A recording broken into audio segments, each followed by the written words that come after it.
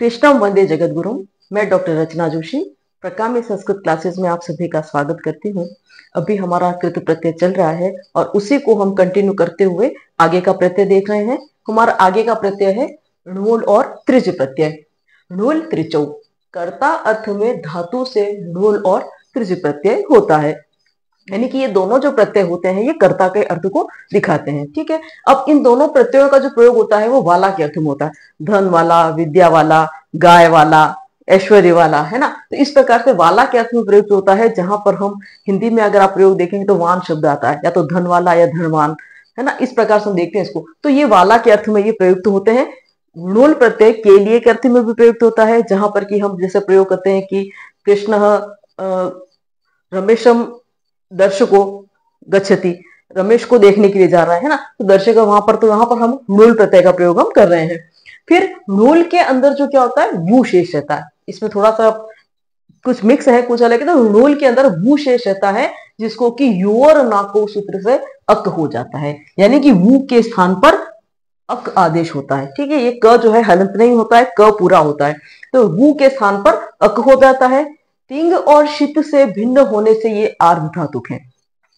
ठीक है, जिसके के अंदर तिप प्रत्यय नहीं लगा होता है वो तिंग है, तो तिप प्रत्यय जिसके अंदर नहीं लगा हुआ है और जिसके अंदर श की इत संज्ञा नहीं हो रही है वो शित होता है ना। तो हाथ वो आर्ध धातु होता है, तिंग प्रत्यय भी नहीं है और शित प्रत्यय भी नहीं है, तो ऐसा जो होता है वो आर्ध धातुक होता है। तो इस णूल के आर्ध धातुक संज्ञा होती है। आर्ध धातुक होने से अस्थिर भू सूत्र से अस को भू तथा भ्रुवो वची सूत्र से भ्रू को वच आदेश हो जाता है। ठीक है, हम देखते हैं ना कि अस यानी होना भी होता है, भू यानी होना भी होता है। तो भू कहां से है, तो अस्ते भू जो सूत्र होता है वहां से अस को भू आदेश होता है, इसलिए वो भू जो है वो होने के अर्थ में प्रयुक्त होता है। तो वो धातु और भ्रुवो वची, भ्रू धातु भी बोलने के अर्थ में आता है और उसी से वच धातु का प्रयोग भी अर्थ होता है इसका, तो वच आदेश इसके अंदर हो जाता है। फिर कहते हैं कि धातु के अंतिम स्वर की वृद्धि आ ए ओ हो जाती है। ठीक है, वृद्धि यानी अ को आ हो जाएगा, ए आई है तो आई हो जाएगा, ओ ओ तो ओ हो जाएगा, लेकिन अ और ई मिलकर के ए होता है तो ए को भी वृद्धि आदेश हो जाती है। ये सब चीजें चलती, तो आ ए और औ हो जाता है। और उपधा में स्थित जो इक है, ई उ रील इक होता है, उसको क्या होता है, गुण आदेश होता है। और ए और ओ के स्थान पर आय और आओ आदेश है, यानी कि जब वृद्धि आदेश होती है तो वृद्धि होने के बाद वृद्धि होगी तो ऐ या औ होगा, और ऐ या औ होता है तो ऐ के स्थान पर आय हो जाएगा, औ के स्थान पर आओ हो जाएगा, क्योंकि ये संधि के नियम भी यहाँ पे लागू हो रहे हैं। तो ये हो जाता है। तीनों लिंगों में इसके रूप चलते हैं। पुल्लिंग में राम की तरह चलेंगे, स्त्रीलिंग में रमा की चलेंगे और नपुंसकलिंग में फल की तरह चलेंगे। तो तीनों लिंगों में इसके रूप भी चलते हैं साथ में। तो ये इसके कुछ नियम है और यही नियम जो है वो त्रिच प्रत्यय में भी लागू होते हैं। अपवाद के रूप में हमें कहीं कैसे देखने को मिल जाता है कि जहां पर हमको ई का ए देखने को नहीं मिलेगा, कुछ ऐसी चीजें भी मिल जाती हैं, लेकिन अपवाद के रूप में मिलती है। लेकिन अधिकांश ये सब चीजें हमको इसके अंदर देखने को मिलती हैं। अब कैसे मिलती है इसका हम थोड़ा सा उदाहरण देख लेते हैं। अब इसके उदाहरण में देखते हैं, जैसे कि पच प्लस णूल, णूल के अंदर से अक शेष रहता है क्योंकि वू शेष रहता है, वू का अक आदेश हो जाता है। तो पच प्लस वूण रथ पाचकः, अ का आ हुआ, अ है ना, आ हो गया, अ का आ हुआ तो पाचकः। लिख प्लस वुण लेखकः, ई को ए आदेश हुआ, उपधा है, उपधा गुण आदेश हुआ है। भुज वुण भोजकः, दृश वुण दर्शकः, ये री को अर आदेश हो गया है। अब नी क्या बोला इसने कि अंतिम अगर स्वर ई होता है या ए होता तो उसको क्या हो जाता है, वृद्धि आदेश होता है। तो वृद्धि आदेश हुआ तो ई को आई हुआ, आई वृद्धि हुआ तो उसको आय आदेश हो जाएगा। तो हमारा क्या बना, नी प्लस ऊण से नायक रूप बना हमारा, है ना। इसी तरह से ध्री प्लस ऊण, ध्री को ध के अंदर री है, उस री को आर वृद्धि होकर के धार का रूप बनता है। तो इस प्रकार से जब आप अगर णूल प्रत्यय के उदाहरण देखेंगे तो आपको समझ में आएगा कि ये चीज कैसे बनी हुई है ना, कि कहाँ उपधा से लगा है, कहाँ वृद्धि हुई है, कहाँ वृद्धि से आय आव लग करके रूप बना है। तो इस प्रकार के रूप बनते हैं और कहीं कहीं किसी किसी उदाहरण में आपको सेम वैसा ही मिलेगा, लेकिन उसमें कोई अंतर नहीं मिलेगा। जैसे कि हम एक उदाहरण देखिए, आता है जैसे क्रीड धातु, और क्रीड से प्लस जब हम णूल करते हैं तो इसका रूप क्रीडकः ही बनता है ना। ये जब कि ई है इसके अंदर, तभी न तो इसकी उपधा को गुण होता है और ना ही इसको वृद्धि होती है, ना ही आय होता, कुछ नहीं होता, क्रीडक का ही रूप बनता है। तो इस प्रकार से अपवाद स्वरूप भी आपको कुछ रूप देखने को मिलेंगे इसके अंदर, लेकिन अधिकांश जगह पर आपको ये नियम देखने को मिलेंगे और इस प्रकार से इसके रूप बनते हैं। इसकी पहचान के रूप में आप देखेंगे तो पीछे अकः लिखा हुआ होगा, सब जगह अंत में अक आएगा। पाचकः, लेखकः, भोजकः, दर्शकः, नायक, धायक, धारक, है ना, ये जो शब्द है कीड़क, तो ये अक अक देखने को मिलेगा। और जिस प्रकार से, और ये पुल्लिंग में है तो अक देखने को मिलेगा, तो ये किस प्रकार से चलेगा, इसका रूप राम की तरह चलेगा इसका, है ना। और इसके अलावा आप स्त्री में चलाएंगे आप तो उसमें रमा की तरह चलने लग जाएगा, पाचक, पाचिका, लेखक, लेखिका, है ना। इस प्रकार से भोजक, भोजिका, इस प्रकार इसके रूप चलेंगे। फिर फल की तरह चलेंगे नपुंसक लिंग में, तो तीनों ही लिंगों में इसके रूप भी चलते हैं। आगे हम देखते हैं त्रिच प्रत्यय का थोड़ा सा। अब त्रिच प्रत्यय की बात करें तो त्रिच प्रत्यय वही कर्तार्थ में प्रयुक्त होता है, दोनों गुण और त्रुच, है ना। लेकिन त्रिच प्रत्यय में क्या है कि रिकारांत प्रातिपदिक बनाता है। रिकारांत री जिसके अंत में है, ऐसे रिकारांत प्रातिपदिक शब्द ये त्रिच प्रत्यय से बनता है, क्योंकि त्रिच के अंदर से त्रि शेष रहता है, ठीक है। तो इसके अंदर री वाला अर्थ में प्रयुक्त होता है, कर्तृ अर्थ में होता है। ये दोनों ही प्रत्यय लूल और त्रिच, ये दोनों ही प्रत्यय जो होते हैं वो विशेषण के रूप में प्रयुक्त होते हैं। इसकी भी धातु की उपधा को गुण हो जाता है। तीनों लिंगों में इसके रूप चलते हैं। पुल्लिंग में कर्तरी की तरह चलेगा, स्त्रीलिंग में नदी की तरह चलेगा, और नपुंसक लिंग में कर्तरी की तरह ही ये चलता है। लेकिन अब इसमें क्या है कि पुल्लिंग में सर्वनाम स्थान, सर्वनाम स्थान जो होते हैं किसी भी शब्द रूप में, वो सर्वनाम स्थान प्रथमा विभक्ति के 3 प्रत्यय और द्वितीय विभक्ति के 2 प्रत्यय आगे के, एक वचन और द्विवचन के, ये पांचों जो स्थान होते हैं ये सर्वनाम स्थान कहलाते हैं। तो सु, औ, जस, अम और औठ, है ना, ये जो शब्द है, ये 5 जो प्रत्यय हैं ये सर्वनाम स्थान कहलाते हैं, ठीक है। तो ये जो सर्वनाम स्थान है पुल्लिंग में सर्वनाम स्थान, उनके परे होने पर त्रि के री को अर गुण हो जाता है और अर के अ को दीर्घ आ आदेश हो जाता है, ठीक है। यानी कि जब पुल्लिंग में आप कर्तरी शब्द बनाएंगे, कर्तरी शब्द चलाते हैं, तो सु, ओ, जस, अम और औठ, है ना, ये 5 जो स्थान है वहां पर जो पहला जो वर्ण होगा वो क्या हो जाएगा, दीर्घ हो जाएगा, ठीक है। अ के स्थान पर क्या हो जाएगा, आ हो जाएगा। ई है तो दीर्घ ई हो जाएगा। कहने का मतलब यानी कि ये जो है वो क्या कहता है कि री को ही बोला इसने कि री को अर होता है और अर को क्या हो जाता है, आर हो जाता है, आ हो जाता है, यानी कि वो दीर्घ होता है। तो केवल मात्र जो री, क्योंकि रिकारांत शब्द बनाएगा ये, तो कोई भी शब्द होगा तो रिकारांत बनेगा, तो उस रिकारांत का पहला अक्षर गुण होकर के अर बनेगा और फिर उसका दीर्घ होकर के आ बन जाएगा उसका। तो ये जो है वो त्रिच प्रत्यय के कुछ नियम है, बाकी नियम उसी की तरह चलते हैं, रूल की तरह। अब इसके थोड़े से हम उदाहरण देख लेते हैं। त्रिच प्रत्यय के उदाहरण में हम देखें तो पठ प्लस त्रिच, पठित्री, पिश प्लस त्रिच, पिष्ट्री, त को ट आदेश हो जाता है, पिष्ट्री हो जाता है वो। फिर हन प्लस त्रिच, हंत्री, शु प्लस त्रिच, श्रोत्री। इसी प्रकार से जब त्रिच प्रत्यय लगाते हैं तो त्रि हो जाता है। इसकी उपधा में जहां चेंज होता है, गुण होता है, वहां गुण हो जाता है। इसके रूप जो है वो पुल्लिंग में चलते हैं, जो बताया कर्तरी की चलते, तो पठिता, पठितारु, पठितारह, स्त्रीलिंग में पठित्री, पठित्र्यौ, पठित्र्यः, नपुंसक में पठत्री, पठत्रिणी, पठत्रिणी। इस प्रकार से इसके रूप जो है वो सारे चलते हैं। तो ये हमारा त्रिच प्रत्यय है। इसके आगे हम दूसरा प्रत्यय देखते हैं। अब घय प्रत्यय की बात करते हैं। घय प्रत्यय जो होता है वो भावे, भाव अर्थ में प्रयुक्त होता है, धातु से लगता है। इस घय के अंदर से अशेष रहता है। ये केवल पुल्लिंग में ही चलता है, यानी कि पुल्लिंग में इसके रूप चलता है, पुल्लिंग में ये हमको मिलता है, केवल पुल्लिंग में मिलेगा, स्त्रीलिंग नपुंसक में नहीं होता है। फिर धातु की उपधा के अ को आ, ई को ए, उ को ओ, री को अर, यानी कि गुण हो जाता है। ये सब जगह नियम सेम ही चल रहे हैं। धातु के अंतिम ई, उ, री को वृद्धि होकर के ए, आई, औ और आर हो जाता है। घ, अच्छा ये नियम थोड़ा सा विशेष है इसका कि घ के इत होने से, यानी इत संज्ञा है घ हमारा, तो घ के इत होने से च को क तथा ज को घ आदेश हो जाता है, ठीक है। यानी च के स्थान पर क हो जाएगा और ज के स्थान पर ग हो जाएगा, ठीक है। ये आदेश इसके अंदर होता है, ये स्पेशल है। यानी कि धातु देखेंगे, धातु के साथ में जब ग प्रत्यय लग रहा है तो वहां पर यदि अगर धातु के मूल में च आ रहा है तो उस च को हमें क मिलेगा, और अगर ज है तो उस ज के साथ तो हमको ग करना होगा। तो ये चीज आती है। फिर ऐ को आय हो जाता है और औ को आ हो जाता है। अब कैसे होता है, इसका एक छोटा सा उदाहरण च से क का आप देख रहे हैं कि जैसे कि ची प्लस घय, ठीक है। घय के अंदर से अशेष बचा, ची हमारा मूल धातु है, ची यानी चयन करना, चुनना, ठीक है। अब इससे शब्द कैसे बदल रहा है वो बता रहा है कि ची को क्या हुआ, इस आदेश से च से क हुआ, तो क होने से क्या हुआ, ये की बना, ची की जगह च की जगह क हुआ तो की हुआ, तो की प्लस अ बना। अब ई को इसने क्या कहा, उपधा होकर के ए बनेगा, ए बना। ये इसमें धातु के अंतिम ई यू को क्या मतलब वृद्धि, ऐ आदेश होगा। तो यहाँ पर ई है तो इसको ऐ आदेश हुआ, तो कई बना, कई प्लस अ बना।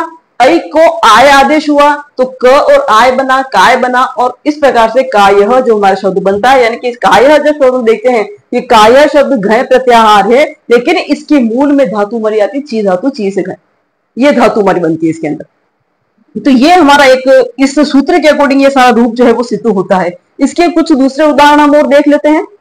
जैसे उसके आगे देखें हम तो वी, रुद्ध और घय है ना, रुद्ध धातु है, ध है, रुद्ध है, तो ऊ है, ऊ को क्या हो जाएगा, ओ हो जाएगा, उपधा में ऊ है तो विरोध रू बनेगा हमारा।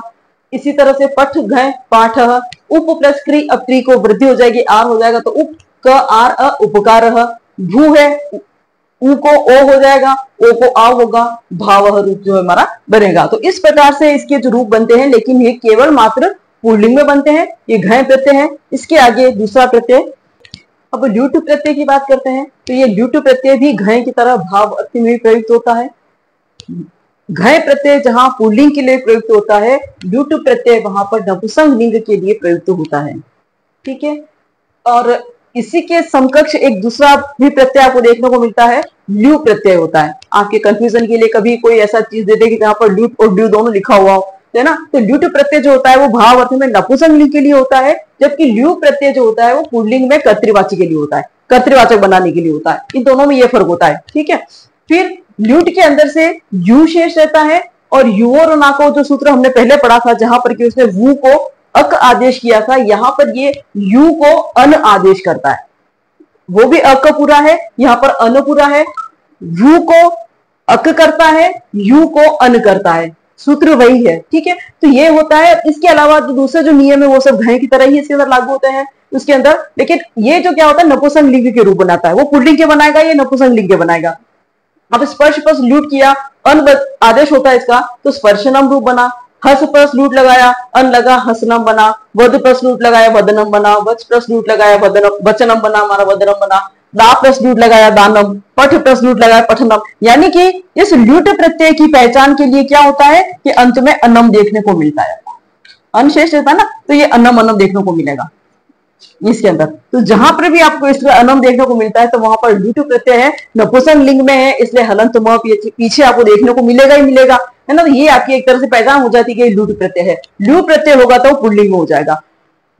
अब हम एक प्रत्यय देखते हैं, तल प्रत्यय देखते हैं। यहाँ से कुछ तद्धित प्रत्यय जो आपके कोर्स में है वो आ रहे हैं। तो तद्धित को आप जानते हैं कि जो प्रातिपदिक होते हैं, शब्द बने हुए होते हैं, उन्हीं शब्दों से जो प्रत्यय लगते हैं वो तद्धित कहलाते हैं। धातुओं से लगने वाले जो प्रत्यय होते हैं वो कृदंत होते हैं, कृत प्रत्यय होते हैं। शब्दों से लगने वाले जो प्रत्यय होते हैं वो तद्धित प्रत्यय होते हैं। ठीक है, तो ये तल प्रत्यय जो है वो तद्धित प्रत्यय के अंतर्गत आता है। ये भाववाचक संज्ञा स्त्रीलिंग में बनाने हेतु प्रयुक्त होता है। ठीक है, क्योंकि यहाँ पर एक तो तल प्रत्यय, एक दूसरा प्रत्यय इसी के साथ में मिलता जुलता एक होता है, त्व प्रत्यय भी होता है। ठीक है, ये त्व प्रत्यय जो होता है वो भाववाचक संज्ञा बनाने के लिए, लेकिन कौन सी संज्ञा बनाएगा, ये नपुंसक लिंग की संज्ञा बनाएगा। ठीक है, तल और त्व प्रत्यय एक ही अर्थ में होते हैं, लेकिन ये स्त्रीलिंग बनाएगा और ये नपुंसक लिंग बनाएगा, इतना ही फर्क होता है। तो ये एक प्रयोग होता है। तल जो है वो भाववाचक संज्ञा स्त्रीलिंग बनाने में प्रयुक्त होता है। तल के स्थान पर ता होता है। कैसे होता है ता, कि तल का त शेष रहता है और उससे टाप, स्त्रीलिंग प्रत्यय में टाप जिसके अंत में आ बचता है वो प्रत्यय लगा करके ता बनता है। किसी भी पुल्लिंग से स्त्रीलिंग शब्द बनाने के लिए हम स्त्रीलिंग प्रत्ययों का प्रयोग करते हैं। तो यहाँ पर हम टाप प्रत्यय का प्रयोग करेंगे स्त्रीलिंग के अंतर्गत। तो जैसे कि हास्य प्लस तल प्लस टाप, तो हास्यता, शिशु, ये शब्द है हमारे मूल शब्द है ना, और इन शब्दों से ये प्रत्यय लगा करके स्त्रीलिंग में बन रहा है। शिशु प्लस तल टाप शिशुता, मृदु प्लस तल मृदुता, मधुर प्लस तल मधुरता, है ना, कटु प्लस तल कटुता, इस तरह के ये शब्द सारे बनते हैं इसमें, यानी ताता। यानी कि इसकी पहचान क्या है, तल प्रत्यय, इसकी अगर आप सामान्य रूप से अगर आप पहचान करते हैं तो इसमें पीछे ता आ जाता है। ये इसकी सहज पहचान है कि जहां पर ता आ जाएगा वहां पर तल प्रत्यय है, स्त्रीलिंग में भाववाचक बनाने के लिए। और आगे क्या होगा, धातु नहीं होगा, आगे शब्द होगा। ठीक है, तो शब्द है और उसके बाद में तल प्रत्यय है, तो वहां पर स्त्रीलिंग में बनेगा ता। लेकिन अगर वहां पर आपके मान लीजिए कि शिशुत्व लिखा हुआ क्या, ठीक है, तो यहां पर ये त्व आ रहा है और पीछे म, तो क्या नपुंसक लिंग का रूप बना रखा है, ऐसे म आ रहा है। तो जहां पर अंत में अगर त्व आता है शब्द के अंदर, तो वहां पर क्या हो जाएगा, ये त्व प्रत्यय हो जाएगा, जो कि नपुंसक लिंग बनेगा, शिशुता और शिशुत्व। ठीक है, शिशुता स्त्रीलिंग है, शिशुत्व नपुंसक लिंग है। हास्यता हास्यत्व, इस प्रकार से इसके रूप बनेंगे मृदुता मृदुत्वम। अम्लता, अम्लत्वम, है ना, ये जो शब्द बनेंगे तो यानी कि ये त्व प्रत्यय लगेगा वो नपुंसकलिंग के लिए बनेगा, ता प्रत्यय लगेगा या तल प्रत्यय लगेगा वो स्त्रीलिंग बनाने के लिए लगेगा। दोनों शब्दों से लगते हैं, लेकिन इसके अंदर स्त्रीलिंग ताप का प्रयोग किया जाता है तब ये स्त्रीलिंग बनता है ताल, और इसमें नपुंसकलिंग का प्रयोग होता है तो शब्द पीछे आता है, आता है नपुंसकलिंग में, और इस प्रकार के रूप बनते हैं, जबकि दोनों होते भाववाचक के ही लिए होते हैं ये। ठीक है, इसके बाद में हम अगला प्रत्यय देखते हैं।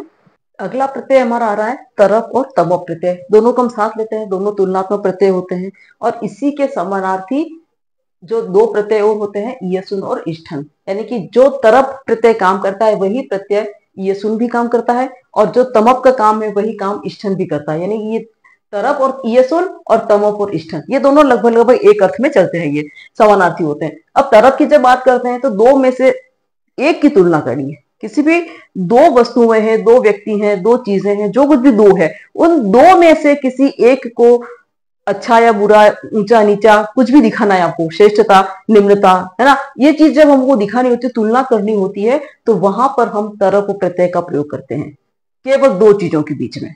ठीक है, तो दो चीजों के बीच में जब करते हैं तो और इसी अर्थ में ईयसुन प्रत्यय का भी प्रयोग होता है कि जहां पर केवल दो की तुलना की जाती है वहां पर हम तरप का प्रयोग भी कर सकते हैं, या वहां पर हम ईयसुन का प्रयोग भी कर सकते हैं। ठीक है, तरप के अंदर से तर शेष रहता है, ये तीनों लिंगों में इसके रूप चलते हैं। ईयसन में से ईयस शेष रहता है, और इसके भी तीनों लिंगों में रूप चलते हैं, क्योंकि शब्दों के साथ जुड़ रहे हैं ये, है ना, शब्दों के साथ जुड़ने वाले होते हैं, शब्दों से जुड़ते हैं। और सबसे बड़ी बात कि जिससे हम तुलना करते हैं, जब दो व्यक्तियों की तुलना कर रहे हैं, दो चीजों की तुलना कर रहे हैं, तो वहां पर जिससे तुलना की जा रही है उसके अंदर पंचमी विभक्ति का प्रयोग होता है, अपादान कारक का प्रयोग होता है, कि जैसे कृष्ण मोहनात् श्रेष्ठतर। ठीक है, कृष्ण मोहनात् श्रेष्ठतरः, यहाँ पे तरप प्रत्यय का प्रयोग किया कि कृष्ण और मोहन दोनों में से श्रेष्ठ कौन है, तो कृष्ण श्रेष्ठ है, तो किससे श्रेष्ठ है, मोहन से, तो मोहनात् पंचमी का प्रयोग यहाँ पे। ठीक है, तो जिससे तुलना की जाती है वहां पर हम क्या करेंगे, पंचमी का प्रयोग करते हैं उसके अंदर। इसके रूप राम की तरह, स्त्रीलिंग में रमा की तरह, फल की तरह चलते हैं, इसके नपुंसकलिंग में। अब जैसे कि उदाहरण लघु प्लस तरप, लघुतर, लघुतरः, लघुतरा, लघुतरम, है ना, इस प्रकार से इसके रूप चलेंगे। जब ईयसुन प्रत्यय हम लगाते हैं तो लघियस, लघियान, लघियसी, लघियः, इस तरह से इसके रूप चलेंगे। ठीक है, तो ये जो है वो दो के बीच में जब तुलना की जाती है तब हम इस प्रत्यय का प्रयोग करते हैं। उसके बाद में हम देखते हैं तमप और इष्ठन प्रत्यय की बात करते हैं। अब बात करते हैं हम तमप प्रत्यय की और इष्ठन की, कि दो से अधिक की तुलना में तमप या इष्ठन का प्रयोग होता है। तरप में या ईयसुन में दो की तुलना होती है, यहाँ पर दो से अधिक चीजें होती हैं, उसके साथ में तुलना होती है। तो जब दो से अधिक वस्तुओं के साथ में तुलना होती है तो वहां पर हम क्या करते हैं, तमप या इष्ठन प्रत्यय का प्रयोग करते हैं। तमप प्रत्यय के कोर्स में इष्ठन नहीं है, लेकिन इसके साथ में चल रहा है ताकि आपको अगर कोई कंपेरिजन वाला प्रश्न आ जाए तो आपको ध्यान में रहे। तमप के अंदर तम शेष रहता है, इष्ठन में इष्ट शेष रहता है, दोनों के तीनों लिंगों में रूप चलते हैं। अंतिम टी का री जो होता है उसको रकार आदेश हो जाता है, री जो होता है वो र में बदल जाता है। जिससे तुलना होती है उसमें षष्ठी या सप्तमी का प्रयोग होता है। जिस प्रकार से कि तरप प्रत्यय में हम दो की तुलना करते हैं तो वहां पर जिससे तुलना होती है उसमें हम पंचमी का प्रयोग करते हैं, तो यहां पर हम जिससे तुलना करते हैं उसमें षष्ठी या सप्तमी का प्रयोग होता है। ठीक है, जैसे कि हम कह सकते हैं कि श्यामः छात्राणाम छात्रेषु श्रेष्ठतमः अस्ति, छात्रों में श्रेष्ठ है तो या तो छात्राणाम किया या छात्रेषु, क्योंकि उन छात्रों से तुलना की जा रही, बहुत सारे छात्र हैं, उसमें से श्याम की श्रेष्ठता को सिद्ध किया जा रहा है। तो श्यामः छात्राणाम छात्रेषु व श्रेष्ठतमः, है ना, तो श्रेष्ठतमः कर दिया, तो ये हमने तमो प्रत्यय का प्रयोग किया। तो जहां पर हम इसका प्रयोग करेंगे तो वहां पर षष्ठी या सप्तमी का प्रयोग होता है। ये आप ध्यान में रखें एग्जाम में कि जब तरप प्रत्यय का प्रयोग होता है, दो की तुलना होती है तो जिससे तुलना होती है पंचमी का प्रयोग होता है। षष्ठी और सप्तमी का प्रयोग कहां होता है, कि जहां दो या दो से ज्यादा की तुलना होती है वहां पर षष्ठी सप्तमी का प्रयोग करते हैं, क्योंकि ये अशुद्धि संशोधन में भी आपके इस प्रकार के प्रश्न आते हैं। तो ये चीजें आपको ध्यान रखनी, जितने व्याकरण के नियम, संधि है, समास है, अव्यय है, आपके ये प्रत्यय हैं, आपके शब्द रूप हैं, धातु रूप हैं, इन सब चीजों से जुड़ी हुई संज्ञा है, सर्वनाम में जितनी भी चीजें जुड़ी हुई, इन्हीं चीजों से रिलेटेड अनुवाद अशुद्धि संशोधन के क्वेश्चन होते हैं आपके। तो इन सब चीजों के ऊपर आते हैं। अगर मुझे वक्त मिलेगा तो मैं आपको अशुद्धि संशोधन के लिए भी कोई एक आध वीडियो बनाऊंगी आपको एग्जाम से पहले, ताकि आपको थोड़ा सा आइडिया पड़ जाएगा उससे। तो ये जो है वो इस प्रकार से इसका प्रयोग होता है। तो ये तमप और तरत प्रत्यय जो होते हैं क्या होते हैं, तुलनात्मक होते हैं, और इसी के समानार्थी जो होते हैं, तरत के लिए एसन होता है और तमक के लिए इष्टन होता है। और इस प्रकार के सारे रूप बनेंगे। तरत में तर शेष पीछे देखने को मिलेगा, या तरा देखने को मिलेगा, या तरम देखने को मिलेगा, ठीक है, तरप प्रत्यय के अंदर। और तमक होगा तो क्या मिलेगा, तम, तमा और तमम, ठीक है। ये इसकी एक पहचान के रूप में देख सकते हैं कि ये इसका प्रत्यय का आपको पहचान मिलेगी। अब इसके आगे वाला दूसरा प्रत्यय हम देख लेते हैं। अब हम बात करते हैं मतुप प्रत्यय की।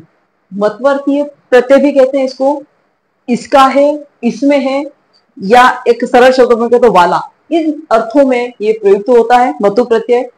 मतुप में से मत शेष रहता है। तीनों लिंगों में इसका रूप चलता है, पुल्लिंग में भगवत की तरह, स्त्रीलिंग में नदी की तरह, और नपुंसक लिंग में जगत की तरह इसका रूप चलता है। और मतुप के साथ में इसी अर्थ में एक वतुप प्रत्यय भी आता है, ठीक है। मतुप और वतुप भी साथ आता है। जिस प्रकार से कि तरप तमक साथ होते हैं, वैसे ये मतुप और वतुप भी साथ होते हैं, ठीक है। वो जब साथ साथ ही लगभग मैंने उन सबको एक साथ जैसे बताया, जैसे कि लुट का और लू का थोड़ा सा बताया था मैंने, तल का और तुआ का बताया मैंने, है ना। तो इसी प्रकार से ये भी जो होता है, तो वतुप जो होता है वो भी इसी अर्थ में होता है। इसमें वत शेष रहता है, मतुप में मत शेष रहता है, वतुप में वत शेष रहता है, ठीक है। लेकिन इसकी रूप भी ऐसे ही चलेंगे इसके। फिर इनसे निर्मित जो शब्द होते हैं वो विशेषण होते हैं, इसलिए लिंग विभक्ति वचन जो प्रयोग हम करेंगे वो विशेष्य के अनुसार करेंगे। यानी कि विशेष्य जिस लिंग का होगा, जिस विभक्ति का होगा, जिस वचन का होगा, उसी के अनुसार विशेषण का प्रयोग किया जाता है, ठीक है। उसी लिंग और उसी विभक्ति और उसी वचन में विशेषण का प्रयोग किया जाएगा, इससे निर्मित शब्दों का। फिर शब्दों के अंत में अ आ को छोड़ करके यदि अन्य शब्द आता है, क्योंकि ये शब्दों से लगेंगे तभी थे, तो है ना। तो ऐसे शब्द कि जिसके अंत में अ या आ को छोड़ करके दूसरा स्वर आ रहा है, तो ऐसे उस स्वर के साथ में मतुप प्रत्यय लगता है, उसमें से मत शेष रहता है, ठीक है। और यदि शब्द के अंत में अ या आ हो या फिर स हो पीछे, है ना, तो अ आ या स से युक्त अगर कोई शब्द होता है तो उसके साथ में वतुप प्रत्यय लगता है और उसके अंदर से वत शेष रहता है। ये आप उदाहरण देखेंगे तो आपको पता चलेगा कि ये जो नियम है अपने, कि एक तो शब्दों के अंत में अ आ को छोड़ करके अन्य स्वर होगा तो वहां पर मतुप प्रत्यय होगा, मत बनेगा। और जहां पर अ आ या स है तो वहां पर वतुप होगा कि वत बनेगा। और इसके अलावा ऐसा शब्द कि जिसके के अंदर म जो है वो उपधा के रूप में प्रयुक्त हुआ है, उपधा के रूप में जब अगर म का उच्चारण दिख रहा है हमको, म का प्रयोग हो रहा है, तो ऐसे उस म के होने पर भी वतुप प्रत्यय होता है, ठीक है। इसको हम आगे थोड़ा सा देख लेते हैं, एक चीज को देख करके फिर हम इसका उदाहरण देखते हैं, ताकि आपको थोड़ा सा इसको समझ में आ जाएगा। इसके आगे मत अगर लगता है तो पुल्लिंग में मान, स्त्रीलिंग में मति और नपुंसकलिंग में मत बन जाएगा शब्द, ठीक है। चलेगा वो भगवत और नदी और जगत की तरह चलेगा उसका, लेकिन मान लगेगा मत हो जाएगा तो मान शब्द बन जाएगा, मति बनेगा और मत बनेगा। और अगर वत प्रत्यय होगा, वतुप होगा, तो उसमें से वान बन जाएगा, स्त्रीलिंग में वती बनेगा, नपुंसकलिंग में वत बनेगा। है दोनों एक ही अर्थ में, ठीक है। लेकिन नियम के अनुसार कहीं पर हम मतुप का प्रयोग करते हैं और कहीं पर हम वतुप का प्रयोग करेंगे, ठीक है। वतुप का प्रयोग हमने क्या किया और मतुप का क्या किया, तो वतुप का प्रत्यय कहां होगा कि जहां पर अ आ स या फिर उपधा के अंत में म है, तो वहां पर हम वतुप प्रत्यय का प्रयोग करेंगे। इसके अलावा जहां पर भी दूसरे स्वर आ रहे हैं वहां पर हम मतुप का प्रयोग करते हैं। अब इसके उदाहरण से आपको स्पष्ट हो जाएगा कि जैसे बुद्धि प्लस मतुप, यहाँ पे ये बुद्धि में ई है, आ से परे है, दूसरा स्वर है, भिन्न स्वर है, तो मतुप का प्रयोग हुआ यहाँ पे, बुद्धिमत रूप बना इसका। बुद्धिमत से पुल्लिंग में बुद्धिमान, बुद्धिमती और बुद्धिमत, है ना, पुल्लिंग स्त्रीलिंग और नपुंसकलिंग, ये इसके रूप बनेंगे। तो ये हमको इसमें स्पष्ट नजर आएगा। इसी तरह से चूड़ा आ आया, अ या आ, है ना, या स या फिर उपधा में म हो तो वतुप प्रत्यय होता है। तो चूड़ा प्लस वतुप, चूड़ावत, चूड़ावान, चूड़ावती, चूड़ावत, ठीक है। इसी तरह से लक्ष्मी, अब म उपधा में म है, ई स्वर अंत में है, इसके पहले उपधा में म आ रहा है, म प्लस ई है ना, तो म उपधा में होने के कारण वतुप प्रत्यय हुआ यहाँ पे। तो लक्ष्मीवान, तो लक्ष्मीवत बना शब्द, लक्ष्मीवान, लक्ष्मीवती, लक्ष्मीवत, है ना। इसी तरह से वधु, ये अ आ से भिन्न स्वर आ गया तो वतुप प्रत्यय हो गया वधुमत। रूप आया, इसमें अ आ रहा है ना, अ होने से ये वतुप प्रत्यय हुआ यहाँ पे, तो ये रूपवत, रूपवान वगैरह इस प्रकार से। तो जो नियम दिए हुए हैं उसमें उसने क्या कहा है कि यदि अ आ स या फिर उपधा में म आ रहा हो तो वहां पर हम मतुप प्रत्यय का प्रयोग करते हैं। उसके अलावा जो दूसरे स्वर होते हैं वहां पर हम मतुप का प्रयोग करते हैं। दोनों एक ही अर्थ में जो है उपयुक्त होते हैं हमारे। ठीक है। तो यहां तक आपके कोर्स के अकॉर्डिंग जो भी प्रत्यय हैं वो मैंने एक बार आपको अपनी तरफ से पूरा स्पष्ट करने की कोशिश की है और स्पष्ट किया है। और बाकी इसको जब विस्तार से हम देखेंगे तो इसके जब आगे मुझे वक्त मिलेगा मैं थोड़ा डिटेल में बनाऊंगी। तो चाहे आप इस परीक्षा को पास कर जाए, टीचर बन जाए, चाहे अगर दुर्भाग्यवश कुछ नकारात्मक परिणाम आ भी जाए तो अगले साल फिर आ रहा है तो आप इसको और अच्छे से तैयारी करें। इसको तो आप इन चीजों को बड़े ध्यान से डीपली जाने की कोशिश करेंगे तो आपके लिए बहुत फायदामंद होगा। और आगे का भी हो सकता है कि मैं अशुद्धि संशोधन को लेकर के कुछ वीडियो आपको डालूं ताकि आपको थोड़ा सा उससे भी कुछ मदद मिल जाएगी। आपको अगर ये वीडियो पसंद आ रहा है तो आप लाइक करें, कमेंट करें, सब्सक्राइब करें, विद्यार्थियों तक पहुंचाएं, अपने साथियों तक पहुंचाएं, उनको भी लाभ मिलेगा तो बहुत अच्छा रहेगा। सबके लिए अच्छी चीज है, ये उपयोगी चीज है और मैं भी आपकी वजह से कुछ ज्ञान प्राप्त कर पा रही हूँ, आप तक पहुंचा पा रही हूँ। धन्यवाद।